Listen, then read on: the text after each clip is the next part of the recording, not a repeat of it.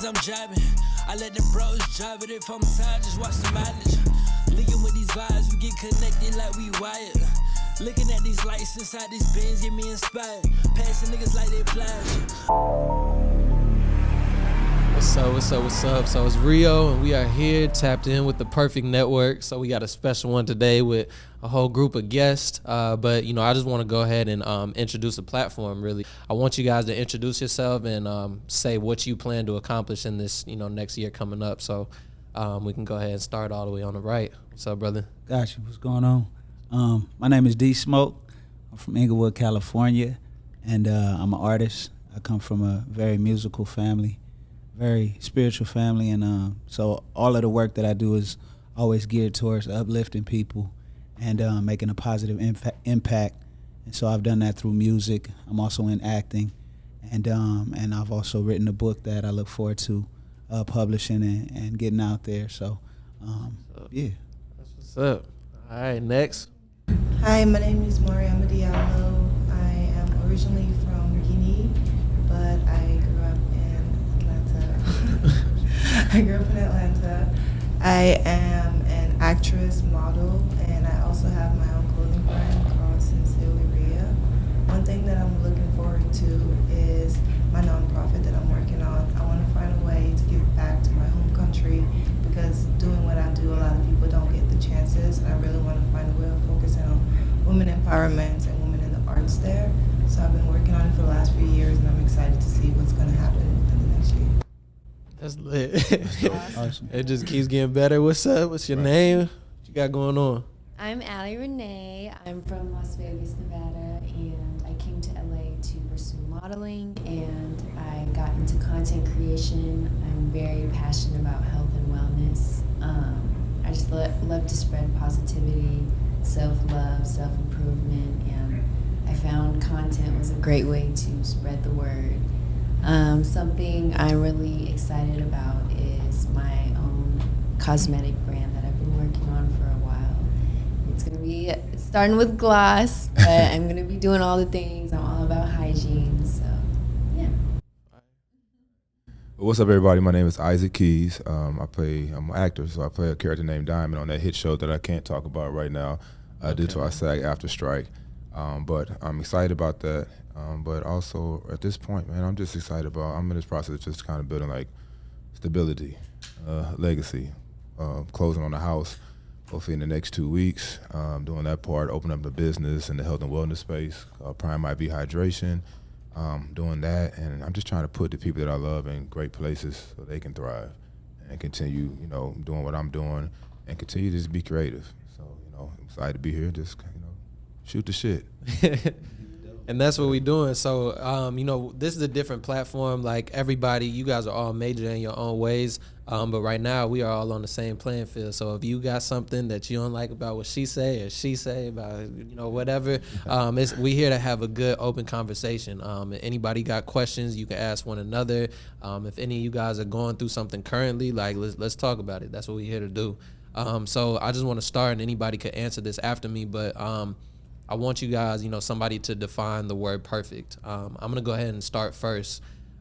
Basically, this is the Perfect Network. And the motto that, came behind that is there's no such thing as perfection. I think the closest thing that we can get to perfection is having meaningful relationships. So that's my definition. Who wants to chime in on what you got? I've struggled with perfection in the sense of that's always what I strive for, and it always keeps me disappointed. Especially in the modeling world, we're very pressured to look perfect and be perfect all the time. So I've had to kind of remove that from my mind, the whole concept of perfect. So what's the new dynamic of perfect to you now? Like, what do you strive to become, or are you saying like you're more so just settled with who you are and thriving with, who you are right now? I definitely don't settle. And I definitely don't believe when people are spreading the message of you're perfect the way you are. Because at one side of the spectrum, it's like you're never going to move forward or try to elevate. You just think you're perfect. Yeah. I think if we redefine perfect, it should have more to do with embracing like positive and negative, embracing room for growth, embracing something as a whole thing. You know what I'm saying? I think we've allowed the idea of perfection to drive us in the direction where we compare ourselves with other people, and it keeps people from accepting themselves, right? I think once you accept yourself, you can be honest about the ways in which you can grow. Right? We all can improve. And so then a better goal rather than perfection would be like excellence, you know what I'm saying? Like, what are you actually striving for? Have you given your all to something, and have you done that consistently? You know what I'm saying? So, but when you look at something and you accept it as perfect, it's like, what was its intended purpose, and how does it serve that as human beings? I don't think our purpose is to be perfect. I think our goal, and correct me if I'm wrong, anybody along their journey of pursuing their dreams and their goals makes mistakes. That's like part of it, you know? And it took me making a gang of mistakes to realize, I should laugh at them like kids do, like brush it off. That's, dang, that might hurt a little bit, but I want to play more, you know what I'm saying? So I think it's perfect to accept this journey with good and bad, the duality of something, versus trying to be like, this is this singular flawless idea of something, and that shit don't exist. You know, it's just keep people butting heads and not being able to see from a different perspective. And you talked about falling down and getting up, so you know that brings up that risk factor that I was thinking about earlier today. So what's like the biggest risk you ever took? The biggest risk I ever took was actually going into the arts. Mm-hmm. Being where I'm from, I come from this tribe called Fulani in West Africa, and arts is not something that people really do. From music to modeling, especially modeling, there's a lot of negative connotation based behind it. And when I first went into it, it was like taboo. So I look back now and I'm like, I'm so happy I was able to do that, because one, this life had so much more to it, like positive aspects. I'm grateful to be able to live the life that I do and do what I love. But also now I can pave the way and show people there's so many different things you can do within the arts as well. And I see it slowly changing. I see a lot more people from where I'm from going into the arts and doing things, which is great. But when I first started, it was like, people were talking about my mama. People were talking about, you see what's up? I'm talking about your mama. Like, it was the talk of the town. But I look back now, it's like so much has changed because of it. But that was the biggest risk, and also the most fulfilling risk that I've been able to take. I still want to attack the perfect part too, and then tie it into the risk. But I'm gonna attack the perfect part from a sports mindset. The idea of a practice makes perfect. That's what they always try to steal as athletes, because you know, if the best you be, you got to practice. And you know, it's hard because when you make mistakes, you end up on the bench. So it's all about who can make the minimalistic aspect of mistakes. So it taught me to have a work ethic that to keep me on the field or to give me the next opportunity, and I'm not shying away from that, because that work ethic is what I'm using still to this day. But the maturity of being older, understand to give myself grace in certain situations, knowing that if I do mess up or a mistake, I can bounce back from that. I can try to learn from it, because the biggest thing is what is not failure. Failure is a lesson, right? So that allowed me to take more risk in life, not to be afraid to go walk on and play football at a school that's not even known for football, you know what I mean? Right. But going there and then have an opportunity to go play in the NFL, and every day is a risk just for my body in general, just playing a sport. So having that work ethic of, practice makes perfect, and now we just aim for the stars. You know what I mean? When you aim for the stars, even if you fall short of that goal, you're further than you were before. Yeah. And that's the goal, to try to be better than you were yesterday. So I think, the perfect thing is aspect is it's not something that's necessarily obtainable, but it's something you can shoot for. Yeah. Yeah, on that side. Was that your how were you tying that into risk? So you were saying the risk was? I think the risk was throughout my journey of life, but if I say the most recent one was probably taking a step to try to move out to LA, start completely over from football, and not knowing anything about the game of I call it the game of acting, and getting into that, jump into acting classes, not knowing, like, it's so many different things where, being scared or being fearful or timid will stop you from your success. being scared of going to that acting class because you never did it before, instead of just walking there and like, okay, whatever y'all got, I'm here for it. A lot of times it's a release. I feel like you have to do is just release yourself, just go ahead and just try it and go from there. And I think we all held back in some ways from fear. And I think that, risk is part of overcoming those fears. Gotcha. The new thing right now, thanks to Drake, is standing on business, right? Mm-hmm. So I just want to know, what is the difference between standing on business and ignorance? One thing I try to pride myself in is being accountable. I want to try to be accountable. It hurts my soul even today. Like, I'm honest, running late today. Yeah. Hurt my soul because I'm like, no, I said I was going to do something. I want to be there. I'm going to be there for it. Yeah. But as you start to take on more in your life, you start realizing there are certain things that you either have to say no to, or that you can't necessarily do, or you have to prioritize your time. And it becomes more important because I feel like I want to be accountable because I want people to know that I'm standing on business. If I say I'm going to do something, I'm going to do it. And, and that's it. And if I can't do it, I'm going to say, hey, I can't do it. And those two things are very big in this world. Because a lot of people will lead you on. They will give you a false sense of availability, a sense of all these different things. Yeah. And then you're sitting there holding the bag like, hold on, man, come on. So people will burn you all the time in this game.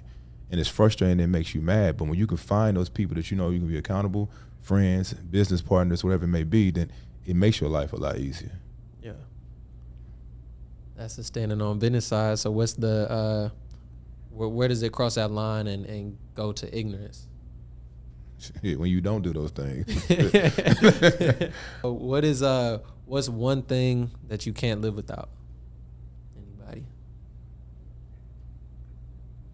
I'm gonna say family. Family. Yeah, my family is my world. You feel me? Like, without my family, I wouldn't even be as ambitious of a person. Yeah. Like I'm a different, like outside of my family, I'm a different animal. Like we're competitive as a unit, but it's in order to build each other up, not the kind of competitive that'll, like, I want to beat you. It's like, like I'm better than you, but let me see if you could top me. Like, I'll give you your chance to show me, like me and my brothers, we all fight. We all, you got all brothers? All brothers. Which one are you? I'm the third. So my oldest brother, he has a different mom, but we all got the same dad. He's 10 years older than me. Then the bottom three are like all a year apart. So we 37, 38, and 39. Yeah. And so, yeah, but I do it for my family. You know what I'm saying? Like I was the kid who was like a man child. Like I knew a lot. I was responsible at an early age. So I was aware of the sacrifices that my parents made so that we can, like, do what we love. Whatever we were into, they bought us everything regarding that. If it was karate, we had gloves, mitts, this and that. If it was music, it was a piano in the house and an instructor. My uncle gave us a whole studio. So with that much sacrifice and that much investment being poured into us, I feel like it's like I owe it to them, if not directly, like paying it back, but to the legacy to do everything I can do and make as big of an impact as I can so that, when I leave this earth, you know what I'm saying, I paid it back.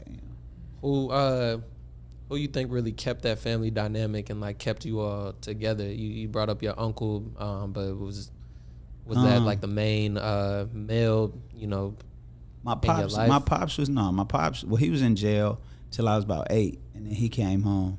So when he was locked up, my idea of manhood was like completely warped, right? So I'm thinking he in jail. We might visit him a couple of weeks out the year, but on the pictures he's super swole and this and that. So my idea of manhood is like toughness. So I'm fighting in school and getting suspended all the time, but still getting good grades. But when he came home, he was a sweet dude. I find out he was in jail because of like drug addictions and stuff.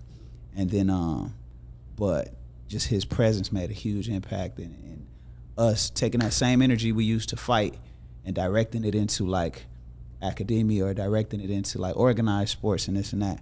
So, but my mom, of course, is the musical one. So mom's was the musical influence. Pops was like that guidance. And then my uncle was like the greatest musician in the family. Like he's toured with Shaka Khan, Prince, He played with Destiny's Child on their first TV appearance. Like, he played with everybody, and so that just let us know how far we could take it. Yeah. And so my other thing, they've compared you as an artist to like J. Cole, and just in the dynamic that when you rap, like, you really speak about something. So where did that come from to where like you haven't fallen into like the new of like just say anything and like just be catchy, but like actually putting a word that's gonna sit with somebody and make them think or make them make a stank face or whatever like. Like some people rewind that. Some people define a success just solely on their how far they can take music, right? But I was successful prior to music. My first job out of college, I was a director of an outreach program, and I was a teacher, and and it was real work. It was impactful work.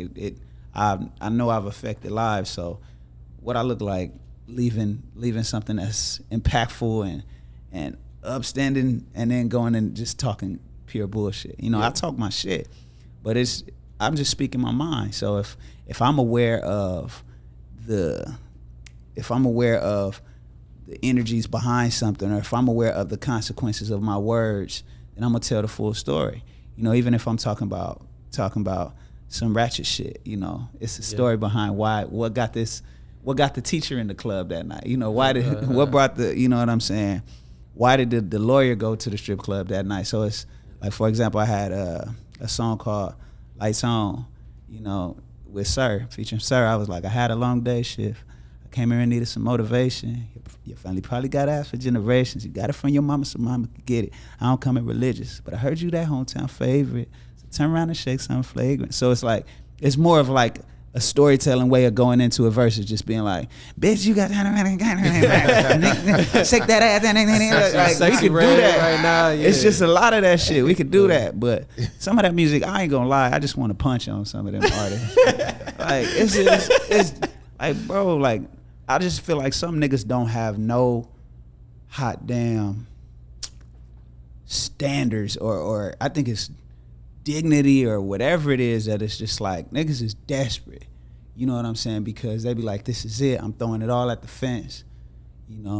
Because if you don't have no desire to be original, like, I can't respect you as a human being. I can respect that you said, oh, this is what I aim to do and I'm gonna do it. I can't judge nobody.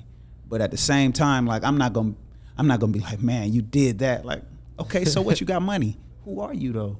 Yeah, Smoke. You said something though. Like you said what got you that type of way in music was because you were director of outreach program. You were doing purposeful things. Mm-hmm. A lot of these artists haven't been doing any purposeful things prior to that. So that's why I can't judge them. Exactly, they are living their truth. Now, whether we like it or we find it, but it's like that's what they were doing before the music. Right. Now, the ones that we just come in like that, you just being a fake person. Then like, come on, that's gonna come fall out. But we look at it, it's like when you raised. Though. Yeah, exactly. Like, I've seen Wayne, right? Wayne, I like him hot, the one that don't tell me to stop, beat it up, and they know how, right? But then you watch Wayne's journey, it's like he's still that, right? Or Jay, niggas talk about drugs, but they still that. But you there's evidence that it's like you still following this growth. It's like when people just buy formula only and they know it works, so they do that. Like, I can't fuck with it. You know what I'm saying? Yeah. That's me though. And I respect niggas' right to disagree. I invite them to. Yeah. But I think right now, like, social media insights, statistics right now is more so what you just said. Like, they just got to push out content sometimes, and that's where the bad comes in for some people. Some people, they went the route of let me put out something very meaningful and attract people in that way. So it's just the different realms. Right. But the music industry is like the food industry. Yeah. It's fucked up. Yeah. Like, niggas don't want to acknowledge that it's fucked up, bro. Yeah. If you eat whatever's given to you or whatever's convenient, your motherfucking ass gonna have cancer by the time I've lost young niggas. You know what I'm saying? In the same sense, if you listen to whatever is given to you, goddamn, you a sick-minded person. Yeah. Like, it's the music fuels the shit, and I get telling your truth, But if you're not telling the whole truth, bro, if you glorifying killing, you're not telling the truth, nigga. Because these niggas who grew up like that, they also know what it's like to be on this side of somebody losing. Both sides lose, bro. Yeah. So I'm just saying, like I get that aspect. you know, niggas ain't being honest. At least keep it within context. Yeah. Conscious music ain't all preachy. It's just honest. Like, keep it in context. But Gotcha. I ain't gonna preach though. You preaching though. Nah, You preaching though. I'm passionate. I'm passionate talking. about it, Nah, though. I It's a could good tell. conversation. You know what I'm saying? 'Cause- I and could it's an tell. uphill grind for a nigga that fights Yeah. for music with content, you know. Gotcha. So right now it's holiday season. It's you know, man, we spend a lot of money on our ladies right now. You know, but what's the actually, let's go with this one. What is the best holiday movie ever? Grinch. The Grinch. It's a tough one. It's a tough one. It's a tough one. Any others? Can we count Step Brothers? It's Does that Step count? Brothers. I mean, it was Christmas at one point in the movie, one but I don't point. really know if that's like a holiday movie. Elf was good. Elf was Elf, tough. I gotta go with Elf. Will too. Ferrell, Elf, Good. I'm gonna tough. second that one. Ain't nobody saying this Christmas. I was going to say this Christmas because I like the family aspect of it. Yeah, And it always kind of resonates with me with the family aspect, people coming home. Tough. 'Cause I always wanted to be that dad or grandpa at some point where I sit on the porch and I just talk shit to all the kids when they come home, with their little boyfriends and girlfriends, that type of thing, right on the porch just waiting for them. So I always, you know, like you said, family's big to me as well, you know, so especially when it comes around the holidays. Yeah. This Christmas. I Elf. just love Hallmark movies. I watch all of them. I don't have a favorite. Okay, gotcha. She's all the above. All of them. 25 Days of Christmas. I'm watching all of them. Smooth. Elf is a really good one. And The Grinch. I like the cartoon. I like the new one. I like all of them. Yeah. Okay, gotcha. And then so let's bring it over to relationships. So we're gonna start with. I don't even know what I'm about to ask, but we're gonna let her pop it off. First. It's always the one who something on the sighs. heart right Yeah. I gotta say situationships. Situationships. That's all. Well, let's let you kick it off. What you got on your mind? Explain that. Yeah. I've never had a boyfriend. Okay, But, red like- flag. Hold on. You said Wait. Never? You said never? Never. You how old? Well, in middle school for like 2 months. If I that counts. don't think it does. So But why okay. not in high school and I'm sure college? wherever he at, it counts. Right to him. I just always find myself in like, it will be, the maturity's not there, and then there's always games, and then it becomes this, it just always becomes a situationship. But I'm at the same time, I'm very scared of getting distracted.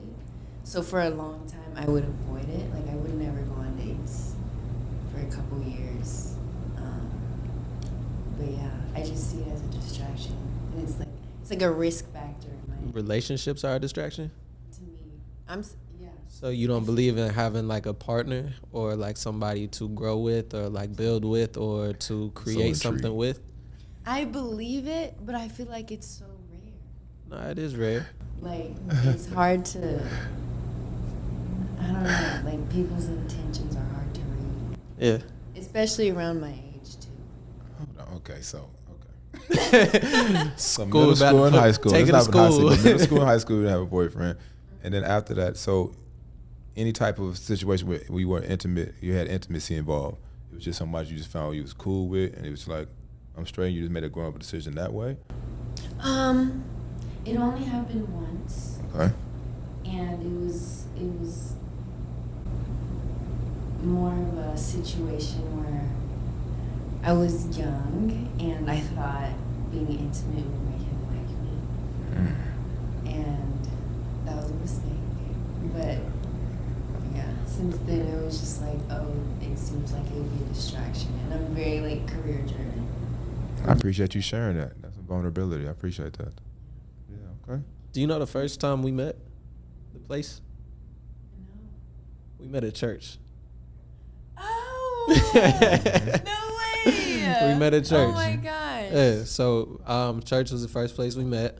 Now, have you always been a church goer? Have you always been super religious, or? That's crazy you bring that up. So, She didn't even know. Brought God all up in there. Me and the director, we met you at church. Yes. Okay, now I remember. I'm putting everything together. I swear, I remember. Yeah. Now. Okay. Crazy that you bring that up. I'm about to share my testimony. Man. So, I didn't grow up religious. You could not tell me that there was a God.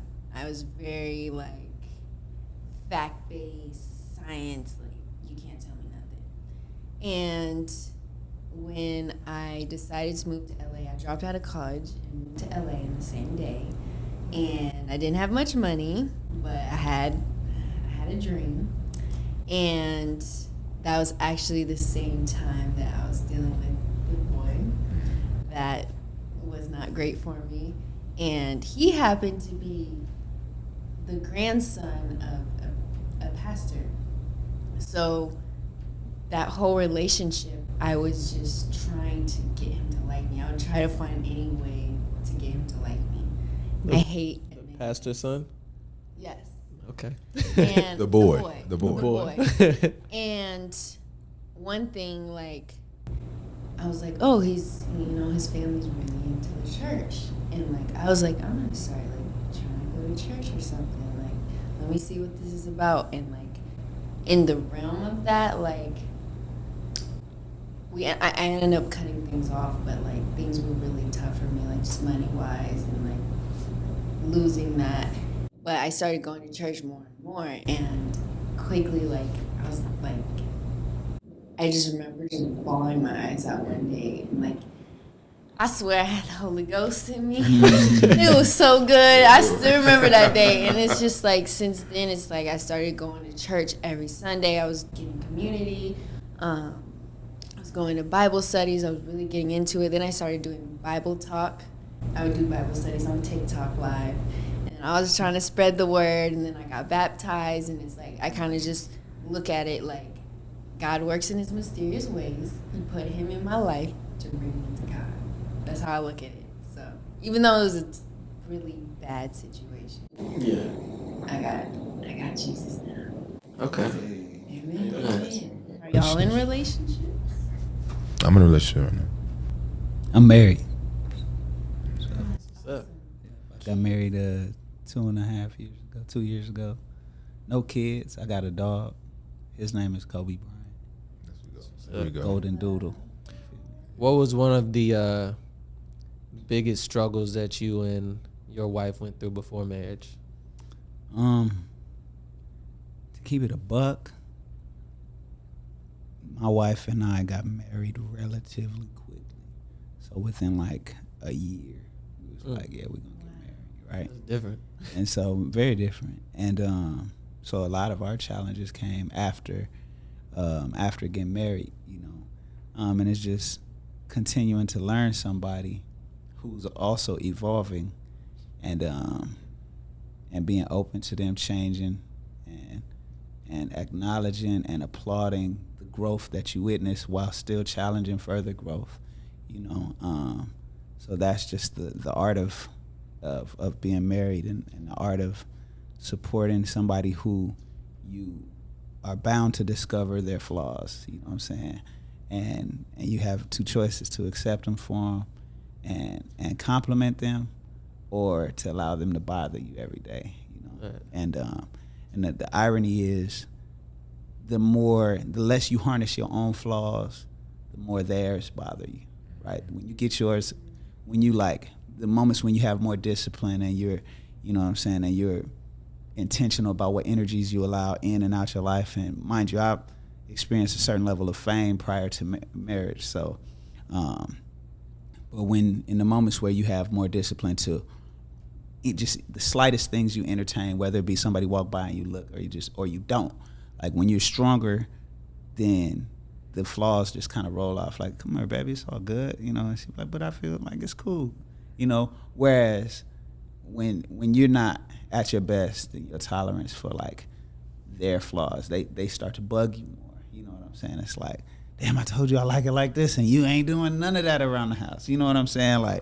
And so that's the challenge. You know what I'm saying? You don't in a marriage, you don't have the luxury of of fairy tale all the time, but the beauty of working back towards one of those ideal moments, because it's like this, you know what I'm saying? When you get back to the moments where it's like, oh, this is sweet.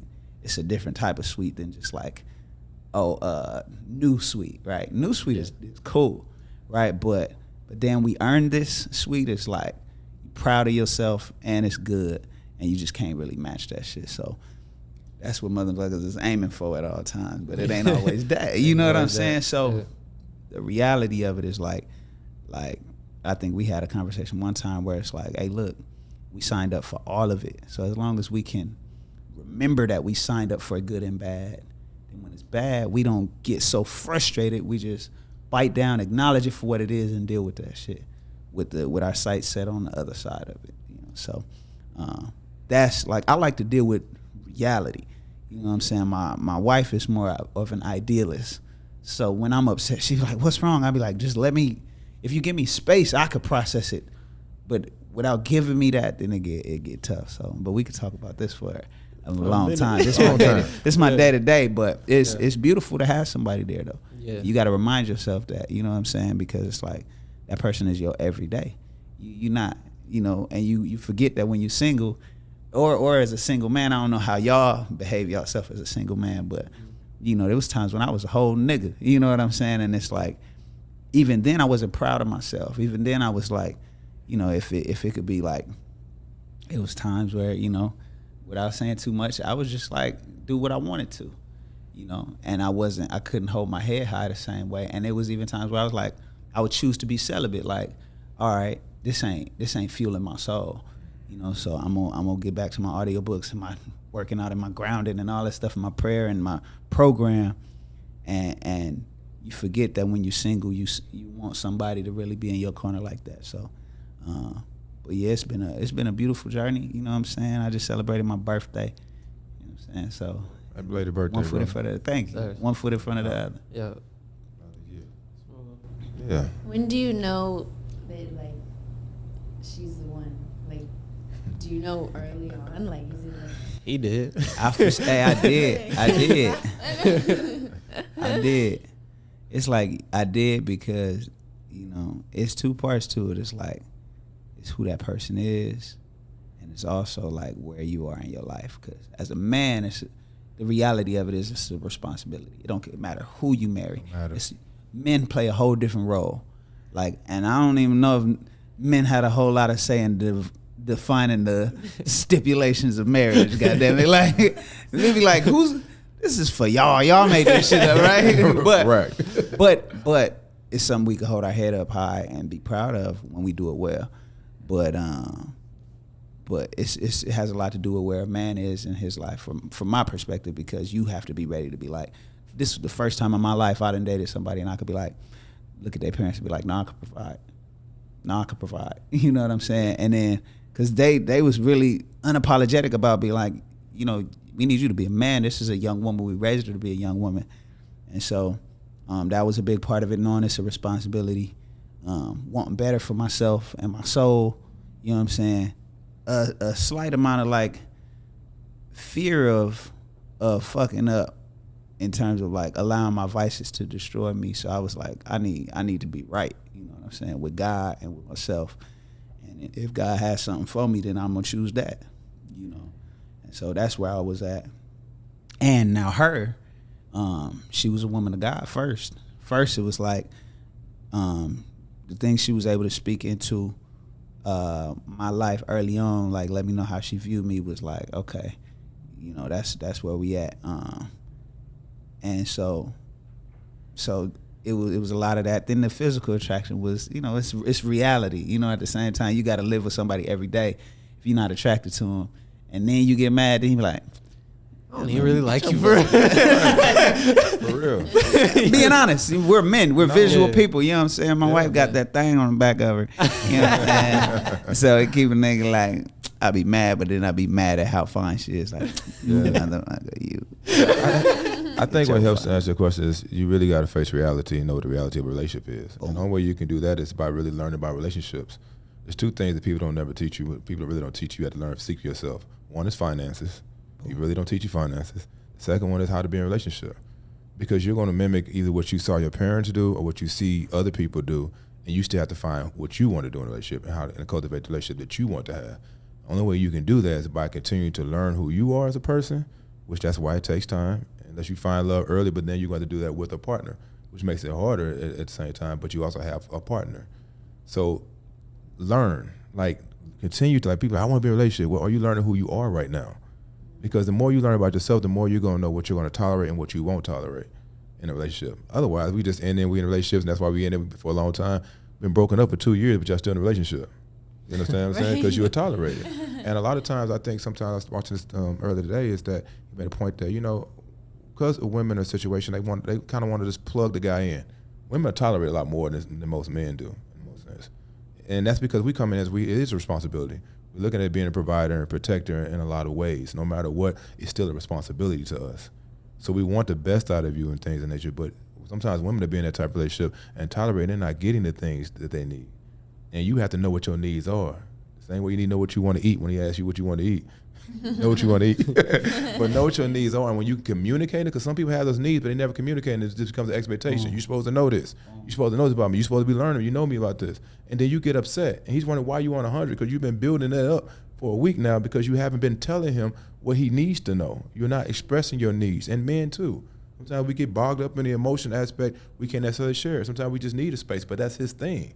So when she looks at him, she's like, I just know he needs space right now. It's nothing personal. He just needs a space. Or if he asks for it, do respect. Yeah, really. So I think it all symbolizes is learning reality, learn about relationships, learn more about who you are as a person, so you can understand who you are. And then that's where you can give and show a person who you are. And then you saying about, do you know it's the right one? It takes time. You know, so it takes time. You can have the right one as you go through phases of relationships, from the infatuation phase to the work phase to, you know, the different phases. Like, the things change. But can I look at you and we can have a conversation about the hard things and still we come back and love one another? Or if you get defensive or he getting defensive and it just turns into an all-out argument and it's like, I can't talk to you anymore. That's never going to work. But when you look at that person, like, you get an argument, you be like, man, like he said, you look at it like, and I still want her. You know what I'm saying? Like, you know what I'm saying? I still will come back to her. Like, I know, babe, I'm sorry, blah, blah, blah. And it makes you the most vulnerable person that you ever be, because a relationship is a magnifying glass. You're going to see all your flaws, yourself and the other person. And can you be okay with that? And can they be okay with it as well? And that's the person that you're going to end up being with. And another, hey, salute first and foremost. That's pure wisdom. Hey, my guys on here spitting. No, one little my bit. guys on here got the bars. Hey, bro, one little bit, a gold nugget that, out of the book 7 Habits of Highly Effective People. It was a anecdote where he said he was talking to his friend and it was like, man, I don't know what to do. Me and my wife, we've long since fell out of love. And, you know, I don't feel in love with her. I'm not into her the same way, and I just don't know what to do. And then dude was like, love her, right? And then he was like, wait, I'm telling you, like, we fell out of love, boom, boom, boom, boom, boom. And he was like, love her, like, in terms of the verb, right? If you wait for your significant other to portray the qualities that you want, right, or stop doing the things that you don't like before you actually show love, you're just kind of at a stalemate, whereas you're more likely to redirect her toward the behavior that you love to see if you proactively, and in those moments where it's difficult, choose to demonstrate that first. And that's to the men first and foremost, because we're in a relationship, a lot of times we have the option to show discipline first, right? We're structure and strength, they're magic and intuition, right? So, but sometimes the magic don't have no rhyme or reason to it. So you take the storms with the territory. It's weather, you know what I'm saying? You're gonna get all kinds of it over the course of time, you know. So I had to tell myself, don't wait till your wife think like a man to show her, you know, love and stuff like. And it's a lot of self-talk, because I say all this shit from the outside looking in, but in the moments I'd be like, ooh. Right. Not easy. I'd be like, you know, so because I got a lot in my own life. It's stresses that I don't want to hand her. As a man, I want to be like, let me handle this. Right. But in a sense, it's like the trade-off to that is if I'm not telling you all that I'm doing, I run the risk of being taken or feeling taken advantage of, because it's like you're not sensitive to how much stuff as a man I'm up against all day, because I don't even tell you. You just don't have to worry about it. Like, you seen that thing online where the dude is walking somewhere with his girl, and it's reading his mind, and he's like, okay, it's an exit right there. It's a weird dude by the door, so I got to keep my eye on him. Okay, all the chairs is facing this way. And then it goes to her mind, and she's like, making my way downtown, walking fast. And that's, bro, it's like, It's so true. you don't want to hand your woman all the weight of being a man. You know what I'm saying? Because then if she got to think like you, then you start to lose some of the magic of that freedom of expression that you want to see in her. But at the same time, it's this fine balance of communication. It's like, this is what I do. Like, and just offering it proactively. I don't like doing it, but I know when I do it, it's easier, right? Offering it proactively, and then being like, you know, just so you give her the option of being sensitive to it. Like, how can I help you? Yeah. You help him by being aware and being sensitive to it. And then with that, I want y'all to talk on female aspect, but like, and I like I said, learning like little things like love language is a real thing. Because, you know, as guys, sometimes we may buy our lady a gift, and really she wants acts of service. So it's like she wants you to do something around the house, or, you know, help her with something. And when you bought her a gift, like, well, I don't know why she's still mad at me. She's still mad. I just bought her these flowers, or I bought her this purse. Why she still mad at me? But that's not her act. That's not her love language. Right now, she wants something else. But again, you have to know what that is so you can express it to your partner. And again, I always had that conversation about, I just want lady to be aware. You know what I'm saying? Be aware. So we be walking down the street, you be walking in the street, get back. You know what I'm saying? But she expressed to me at one point, she said that it's because I feel comfortable and I feel secure around you. So it allows me to kind of unleash. She said, when I'm with my girls though, you know what I'm saying? I'm on point. I'm like, no, that's the exit. We going in here, we sitting down here. Said, but when I'm with you, I just feel, you know, more relaxed. And I mean, that's flattering. I understand it, but you know, I think anybody, any relationship, you're trying to help that person be the best person they possibly can be. That's what you want as a partnership, as a team. All goes back to communication and communication styles, and like what you were saying, really knowing yourself, because you have to know yourself and even know your traumas, know your triggers, know what makes you tick in a way, because relationships bring that out. And the closer you are with someone, the more time you spend with someone, the easier usually it is for them to trigger, because you care more, you're more connected. Very so true. Knowing yourself and any, sorry. Knowing yourself in any of your relationships, especially romantic relationships, make a big difference, because there are going to be a lot of times when all the things we know, like these tools to help us communicate effectively, are not going to work. Like, you probably know you should take a break right now and come back to this conversation, but you're like, no, time out. Talk right now. Right, time out. Sometimes you just fully with the shits. Like, Yeah. all right, fuck it, let's go. You want an argument, and I'm with it. You're going to get these unadulterated bars. But it really goes down to like knowing yourself and like knowing what you want, knowing, you know, being able to be accountable in the moment and being like, you know, this is not who I want to be. This is not my best self, and knowing to calm down, because there's many reasons, and even like having a spark, like you guys were saying, having like attraction, whatever it is to bring you down, because you have to care about the person, but also know yourself, because it's going to keep happening. And I feel like with life and cycles and people that come into your life, if you don't learn the lessons, they're going to keep coming back, because it's all a reflection, and it all comes from things that we have, like our subconscious in a way, things that we don't even realize we're doing. So I feel like communication and knowing yourself really helps in relationships, not even romantic, but all around. That's very true. And I think one of the biggest things in a relationship is just making sure that you choose your partner every single day. And that's a big one, because those ups and downs can have your head in all types of places. You know, women are so emotional, but they don't understand men are too. We just, you know, mask it.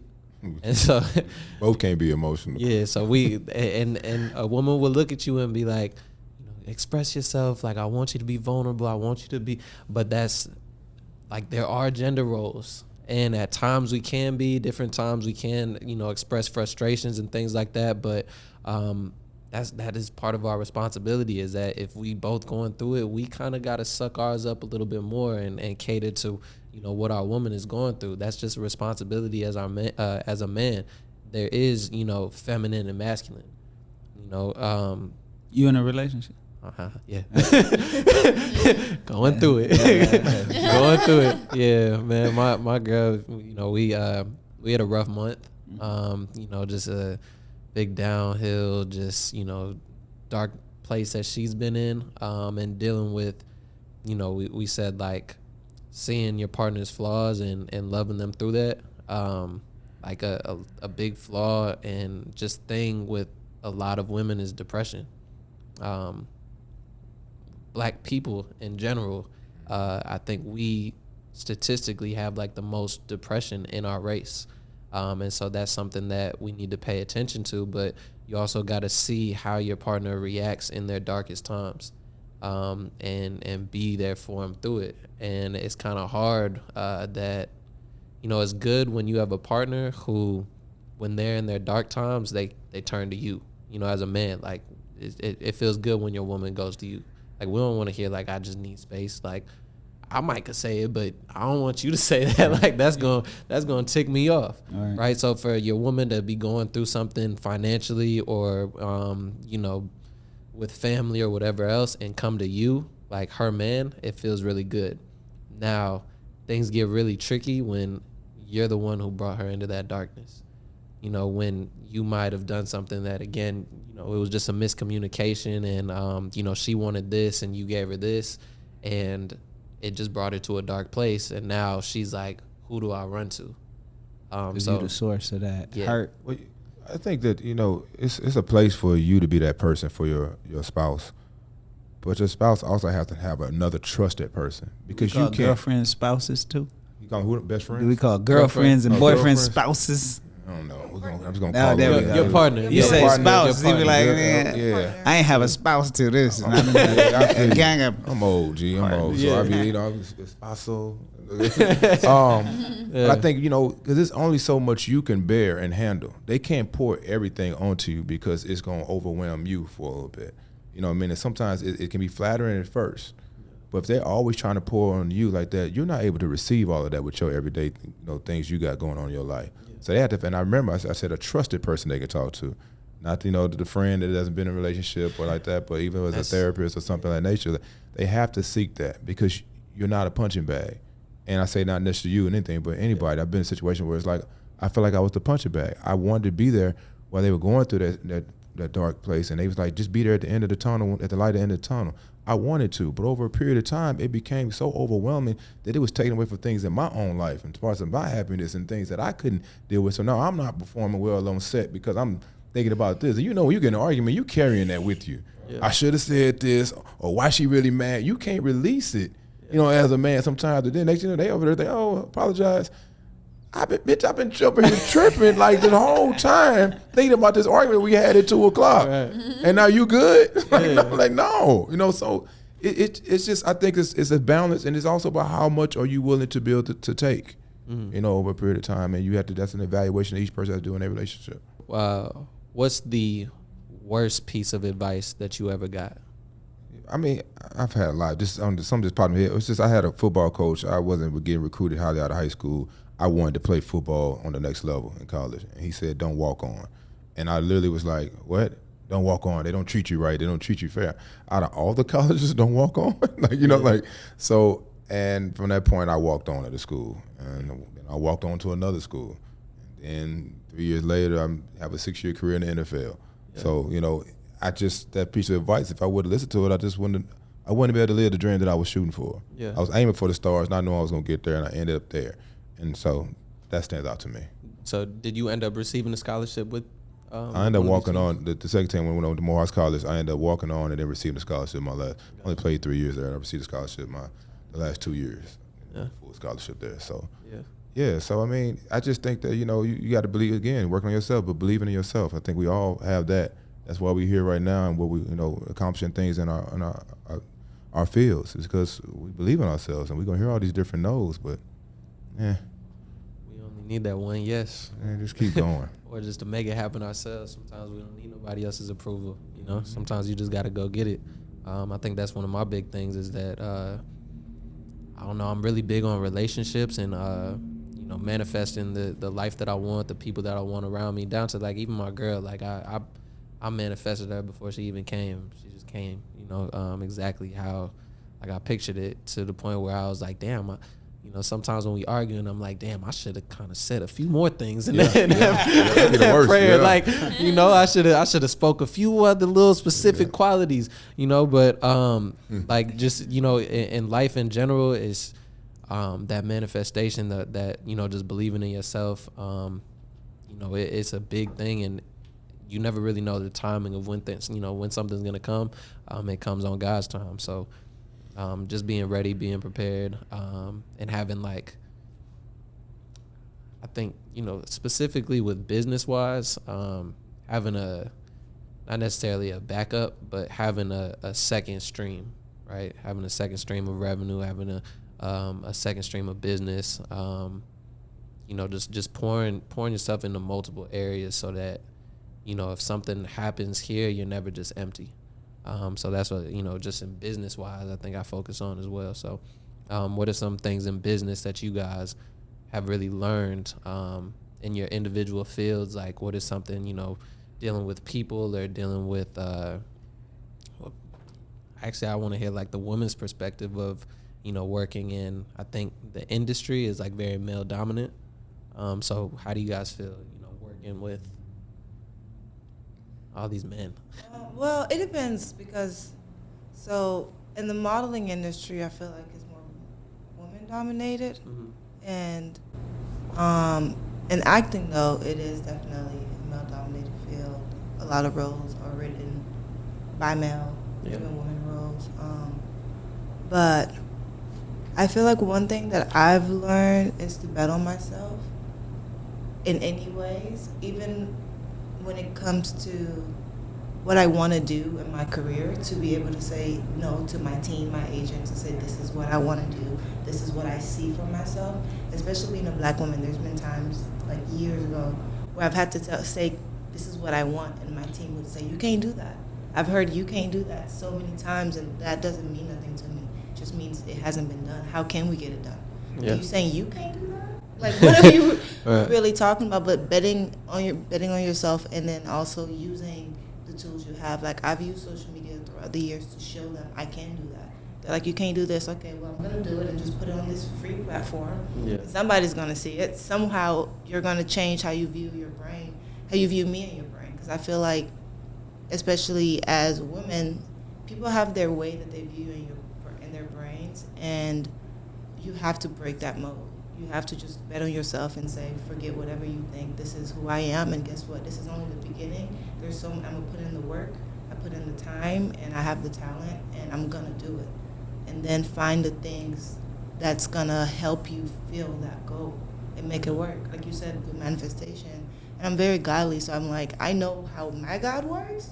And listen, the miracles I've seen happen in my life at this point, you can't tell me God won't do it. Yeah.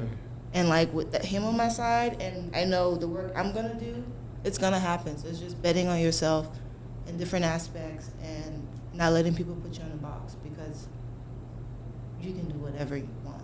Like you said, the sky is the limit, and the way life is, you will probably end up exactly where you want to be, plus more. So why not? Ace. Okay. So how do you like, what are your tactics right now in standing out in you know, your different creative ways right now as a content creator and everything that you got going on? I think just touching on vulnerability and being real with it, and I love to give advice, like life advice and things. My audience is mainly young girls, so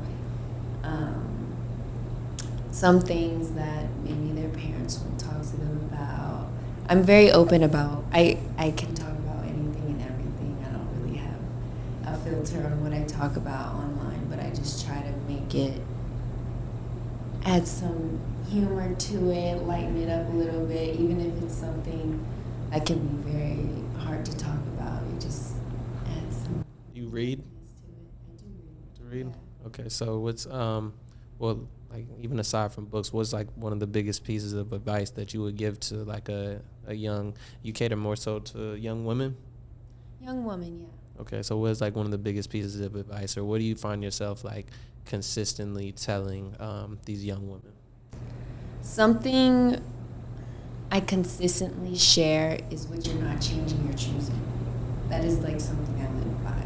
Like, if you are allowing it, but you're complaining about it, you're not doing anything about it, you're choosing it. So That's a good one. yeah, I preach that. What are some things that you had to change from them? What are some things that you chose? I would relate that to, like, when I was trying to come to LA, like, and trying to become a model. I had a group of friends who, we all had the same dreams and aspirations and stuff, but it's like, we had to make money to move to LA. We had to reach out to agents over and over, even if we were getting rejected. I got rejected for a lot of years. But it's like you have to keep going, even with all the failures and the no's. But like there was a point where like I was working 7 days a week.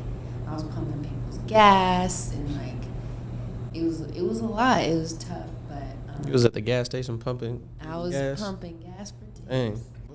What gas station was that? Fabulous Freddy's, and I was making acai bowls in the morning. But yeah, it took a lot, but it's like I couldn't sit and complain that I had no money and then not work for it. Yeah. I couldn't sit and complain that I wasn't in LA if I wasn't doing anything. What did you wear when you was pumping gas? Like, what was the outfit? It wasn't like Hooters. We just had this blue collar and then and we had black jeans and. You had like a whole uniform at the gas station? Oh, you was I getting just standing it. at Tips pump, up. and Yeah.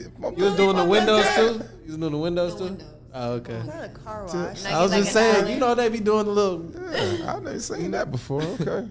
Yeah. What city was this in? Vegas. It's got to be Vegas. The gas stations I go to, I'm hungry. Can I get $1? Yeah. And, like, especially how as Atlanta, the BP in Atlanta be cracking. I miss BP. I love Have that BP here. in Atlanta, boy. So the last thing we'll go ahead and end off on. I mean, I want to say I appreciate all of you guys, all your words and everything, but a little humor. What's something or somebody that just never fails to make you laugh? Mine is Cat Williams. Make me laugh. I don't know. I like people that share their stories. Right now, the comedian to me is Kevin Hart, because I feel like he is so vulnerable with his stories. Yeah. And he's a good storyteller. I mean, he's talking about the stuff that that break him down, from he was injured this last time, infidelity, whatever it may be. And when you can change that pain and turn it into laughter, I think it's very relatable to me. Yeah. Because I mean, there's certain things, like she said, she broke down and cried in church. Like, it's been times where I just broke down and started crying in the car, leaving church as well, and did start laughing. I'm laughing and crying at the same time. Think to myself, I'm laughing because I'm crying, and then I'm crying because I'm hurt. You know what I'm saying? Like, emotionally, I'm broken right now. You know, so I think when you can change that, turn that pain into laughter, I think that's important. Yeah. What is so you're on a special show with the special director. Can I say his name? Yeah. Okay, cool. What is it like working with 50 Cent, man? Yeah. 50, man, one thing I liked about it is because he didn't have the chance to direct on our show particularly, but when I'm in the room with him, it's not, sometimes you can, be a part of somebody's camp or something like that, and they just don't even know who you are. Yeah. I don't think he's acting. You know what I'm saying? He's a good actor, but he actually knows who everybody is. Like, he's a part of the process. He understands who the characters are, who he wants to come in and play, and even when you think he doesn't, he knows. And that's a big shout out to his team to make sure he stays involved so he can do his thing, but also him. The other thing about him is that he likes to share stories. He likes to drop gems and conversations and tell you certain things where you be listening, like you be engaged. And he'll bring it back around full circle, and then he'll give you a tap too, like that, to make sure that you're into it. You know what I'm saying? Like, what's going on. And that's a whole table. He demands the room.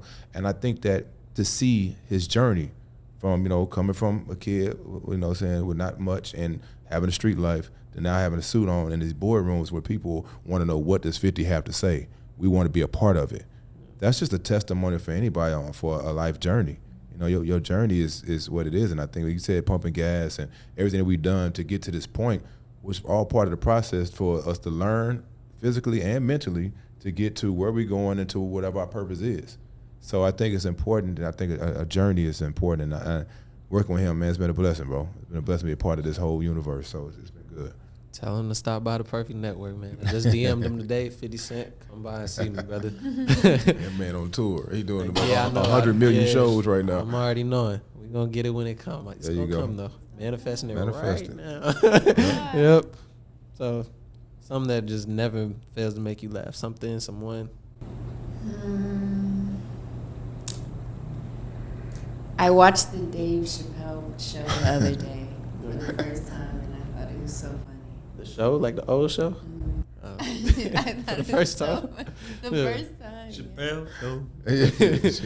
I thought that was. What's up? It's timeless. It doesn't have to be a person either. Just, yeah. Okay, well, two things. One, I love a good comedy show, like a good classic. Mhm. I will laugh all the time. Yeah. Even the newer ones. Like, even if it's the French Prince of Bel-Air, I would just sit here and crack up for no reason. I'll just Do be you like- watch the new one? I did. It was really good. Yeah. Y'all killed it. And then also my girlfriends. Me and my girlfriends, we be cracking up on the phone. Yeah. We're just always laughing. I have, like, one of my friends, she lives in Texas, and we don't even see each other that much. We can go, like, months without talking, and we'll talk, and we'll just be, like, cracking up Yeah. on the phone. So those two. Smooth. I'm gonna say a couple things. Martin, the show Martin cracks Tough. me up. Tough. The Office cracks me up. Yeah.